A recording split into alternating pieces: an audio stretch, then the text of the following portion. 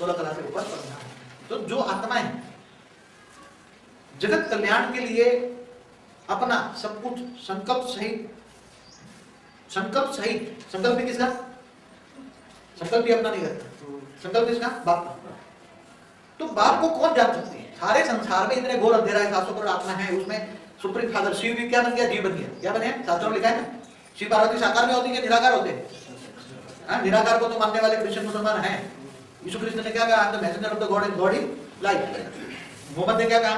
आदम को खुदा मत कहो, आदम खुदा नहीं, मगर खुदा के रूप से आदम जुदा नहीं। वो भी फरिश्ता स्वरूप सब ऐसे स्वरूप मानते हैं, अपने अपने रिबॉर्न पुनर्जन्म में भी कोई विश्वास करते नहीं करते। तो जब घोर अंधेरे में महाकाल आता है, कालों का काल महाकाल आता है, काल माना समय, अब उसमें है महाकाल का पेज पढ़ना आगे, उसमें ये सब पढ़ लेना, इंडेक्स देख लेना महाकाल का। और सूक्ष्म और अति सूक्ष्म शरीरों का भी वर्णन है, अलग अलग शरीरों का वर्णन है, अलग अलग ब्रह्मांडों का वर्णन है, शंकरपुरी, शिवपुरी, महाशिवपुरी, विष्णुपुरी, महाविष्णुपुरी, सब पुरियों का भी वर्णन है। फिर कृष्ण धाम, राम का धाम, अयोध्यापुरी भी ऊपर में है, काशीपुरी भी ऊपर में है। काशी पर्वत लगाते हैं ना,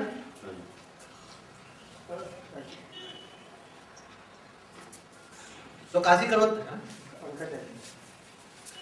जब लगाते हैं, तो काशी करवट लगाते हैं, तो उसको जब कुआं होता है तो कुएं में करवटें लगाते हैं, तो जब गिरती है आत्मा बहुत दुखी हो जाती है, तो उसमें गिरती है तो शरीर के टुकड़े आत्मा निकल जाती है, तो उसको ये अंदर में लक्ष्य होता है कि मैं काशीनाथ के पास चली जाऊँ।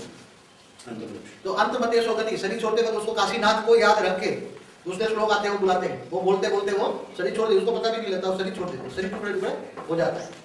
ऊपर तो काशी धाम में ऊपर काशीपुरी भी ऊपर है, तो ऊपर काशीनाथ भी है, सब जो यहाँ स्थूल जितने देवस्थान है, जितने भी स्थूल देवस्थान में जो है ऊपर में सूक्ष्म देवस्थान है, तो ऊपर चली जाती है, काशीनाथ के पास चली जाती है। इसलिए क्या कहते हैं?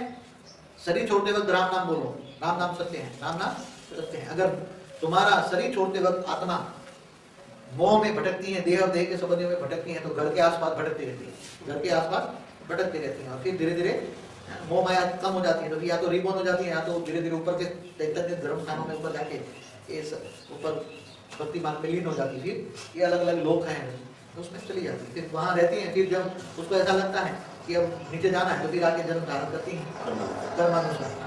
प्रोसेस में भी आ जाती है कि आप मेहनत आते हो, उसको प्रोसेस में आना पड़ता है, कर्म बंधन है तो कर्म बंधन इसको नीचे आ जाता है, फिर अच्छे कर्म करते हैं तो फिर ऊपर वापस चली जाती है, फिर तो ऊपर भी दिव्य लोक यहाँ से शुरू होता है, तो दिव्य लोक में वापस चली जाती है, और फिर थोड़े टाइम दिव्य लोक में रहती है, फिर वापस आ जाती है। तो अच्छे कर्म करने के बावजूद भी उसको बोलते हैं ना, देवताओं को भी मनुष्य बनना पड़ता है, देवताओं का पुण्य क्षीण होने पर देवताओं को भी मनुष्य बनना पड़ता है। तो इसमें भी पहले 10-11 पेज में भी नर से नारायण बनने की विधि उसी में भी बताई हुई, उसमें विधि है, नारायण बनने की विधि है, उसमें सारा प्रलय कैसे होता है वो सब विधि है। अगर ये सब शास्त्रों का